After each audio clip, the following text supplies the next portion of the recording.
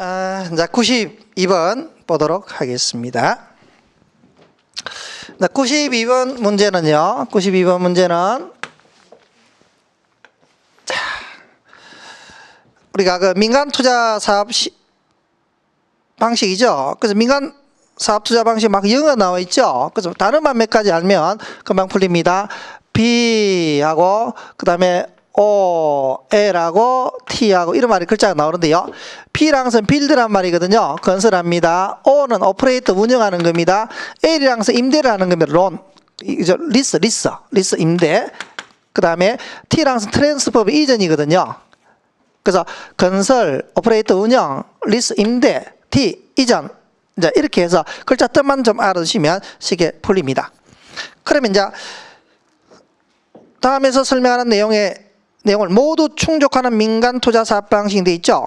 그러면 시설을 준공한 후, 그러면 준공이니까 뭐라고요? 건설했겠죠. B 건설했습니다. 준공한 후. 그 다음에 우리가 소유권을 정부 또는 지방자치단체에 기속시키고, 기속이란 것은 이전했다는 거죠. 그래서 기속시켰다. 그러면 T 트랜스퍼 이전했다는 거죠. 기속시켰다. 기속시키고 나서 정부한테 주고 나서 그 대가로 받은 시설의 관리 운영권을 가지고 해당 시설을 직접 어떻게 운영하여 수익을 획득하는 방식이다. 운영인가 뭐라 하는 게 뭐라 BTO네, 그죠? 그래서 건설해 가지고 소유권을 정부에게 넘기고 이걸 어떻게 하나 운영한다. 이를 BTO라고 합니다. 그 다음 몇 번요? 2번. 그래서 여러분들이 말뜻만 알아주시면 쉽게 풀립니다. BOO는 1번. T가 없죠. 넘기는 거 없죠. 그래서 BOO는 건설해가지고, 그죠? 자기 자신이 직접 운영하고 우리가 수익을 가지는 것이 우리가 BOO겠죠. 소유권을 안 넘깁니다. BOO는. T가 들어가면 이전하는 겁니다. 그 정도만 해두시고 딱 풀면 쉽게 풀 수 있습니다. 영업 문제네, 그죠? 2번 답입니다. BTO. 준공, 기속, 운영. 93번. 주택지당 대출 방식에 대한 설명으로 옳지 않는 것을 묻고 있죠. 틀린 거 찾고 있는데, 우리가 원리금 균등, 원금 균등, 최종 이렇게 나와 있는데, 자, 93번에서 이것도 이제 말 그대로죠. 원리금 균등이라는 거죠. 원금과 이자를 뭐라고요? 합쳐서 뭐라고요? 균등입니다. 그럼 예컨대 내가 돈을 이제 은행에 빌리죠. 은행에 빌릴 때요. 원금 이자 합쳐서 균등입니다. 그래서 이 부채 서비스액은요. 부채 서비스액이라는 것은 원리금 상환액이죠. 이 원리금 상환액은요. 원금 이자를 갚을 때 얼마나 갚습니까? 이렇게 했을 때 이거는 이렇게 하죠. 융자액에다가 곱하기 뭘 하면 된다고요? 저당 상수라면요. 원금 이자를 얼마 갚아 나갈지 나옵니다. 이런 원리금 균등이고, 원리금 균등 상환은 한 번 액수가 정해지면 균등입니다. 원금 이자 합쳐서 균등. 그럼 예컨대 만약 돈을 빌렸다. 1억 빌렸다 했을 때는요. 만약 원리금 상환액이 만약 1,000만이다. 예를 들어서 1,000만이면요. 원금 이자 합쳐서 1,000만입니다. 1,000만 원 균등 상환한 것이 뭐래요? 원리금 균등 상환입니다. 근데 안에 내부는 초기는 뭐가 많다고요? 이자가 많고 원금이 작고, 가면 갈수록 이자가 작아지면서 원금, 그 다음에 이자, 원금. 왜 그러냐면요.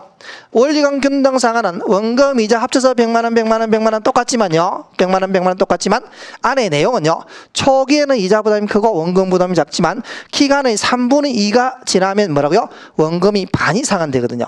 그 기간에 얼마가 지나가? 기간의 3분의 2가 지나야 원금의 얼마가 산다? 2분의 1이 상환되는 것이 원리금 균등 상환입니다.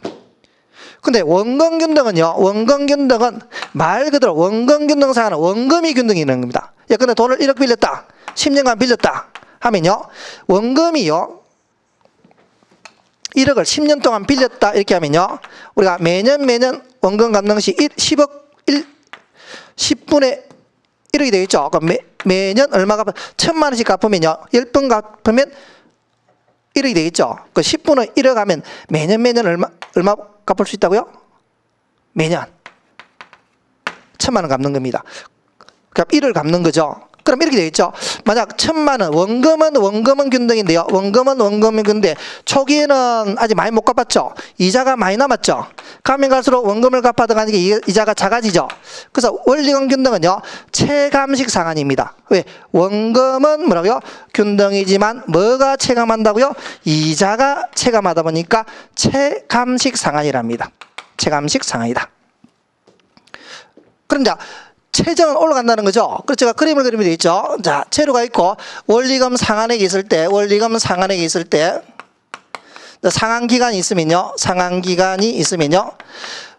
원리금 균등 상한은 원금이자 합쳐서 균등입니다. 뭐라고요? 원리금 균등 상한. 상한은 원금이자 합쳐서 균등인데 최저는 올라간다는 금액이 내려간다는 건 최저는 올라가고 최저. 그럼 원금 균등은 체감이죠. 이는 뭐라고요? 원금 균등이 되는 겁니다. 그럼 초기에 원금 이자를 제일 많이 갚는 것은 어디라고요? 초기에 원금 이자를 제일 많이 갚는 것은 원금 균등이고, 그럼 후기에 원금 이자를 제일 적게 갚는 것은 뭐라고요? 원금 균등이죠. 후기는 그 초기에 원금 이자를 제일 많이 갚는 것이 원금, 그다음 원리금 균등, 최저는 그래서 원금 이자를 작게 갚기 때문에 부의 상한이 발생할 수 있다. 이렇게도 이야기하죠. 그럼 일단 제가 문제 한번 풀어볼게요. 옳지 않는 것. 1번 원금 균등 분할 상한 방식은요, 대출 기간 동안 매기 원금을 균등하게 분할해 상한하고 이자는 어떻게 한다? 점차적으로 감소한다. 그 원금 균등 상한은 그죠? 이자가 감소하다 보니까 체감식 상한이랍니다. 체감한다. 왜 체감한다고요?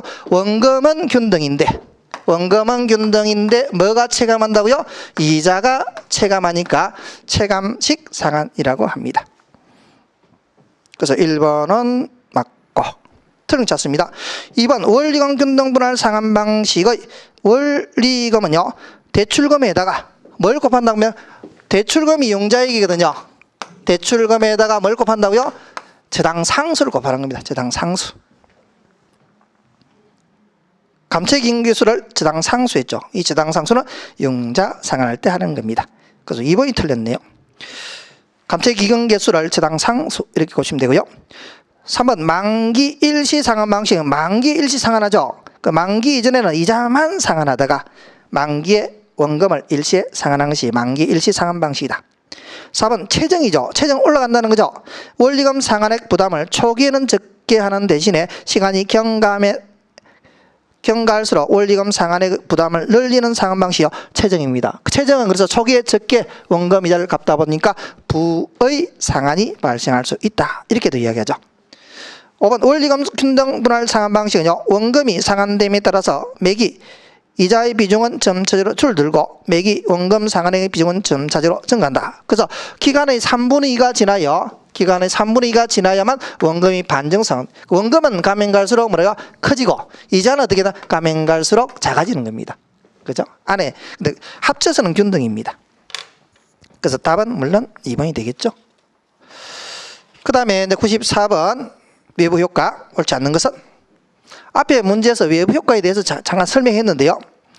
이 외부 효과는 아까 이렇게 했죠. 외부 경제와 뭐로 나눈다고요? 외부 불경제로 나누죠. 근데 이 외부 효과라는 것은요, 우리가 대가 없이 대가 관계를 지불하지 않고 이익을 주면 뭐라? 외부 경제, 손해를 주면 뭐라? 외부 불경제다 이렇게 했죠. 대가가 없기 때문에 항상 시장 뭐라고요? 실패다. 왜? 가격이 형성되지 않기 때문에 시장 실패입니다. 그래서 시장 실패를 수정하기 위해서 누가 개입한다고요? 정부가 개입한다. 이렇게 했습니다. 그럼 틀린 거 찾으니까 옳지 않는 것. 94번. 1번. 외부 효과는요, 한 사람의 행위가 제3자의 경제적 후생에 영향을 미치고 그에 대해 지급된 보상을 제3자에게 인지하지 못하는 현상을 말한다. 근데 이 외부 효과는 거래 당사자가 아니고 제3자거든요. 욕하지 맞는데 한 사람의 행위가 제3자의 경제적 후생에 영향을 미치고 이는 맞는데 제3자입니다. 거래 당사자 아니니까 맞습니다.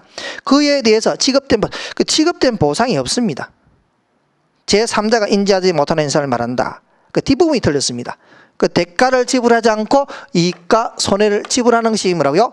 우리가 외부 효과입니다. 이익을 주면 뭐라고요? 외부 경제. 손을 주면 뭐라? 외부 불경제. 보상이 없습니다. 지급된 보상이라는 게 없죠. 그 1번 틀렸고, 나머지는 정의 외부과는 외부 경제를 말하죠. 옆에서 이익이죠. 그 님비입니까? 핀피입니까? 핀피 현상이 부릅니다. 그 개발 유치 현상이라죠. Please in my front yard. 옆에서 좋죠. 그래서 개발 유치 현상이라고요. 외부 불경제는 뭐라고요? 님비 현상이죠. 옆에서 손해 주니까 님비랑선 not in my 백년. 백년 뒷마당입니다. 그 나의 뒷마당에 하지 말라. 개발 유치 현상이 아니고 뭐라? 개발 뭐라? 기피 현상을 말합니다. 옆에서 좋다. 핀피. 옆에서 손해다. 님비.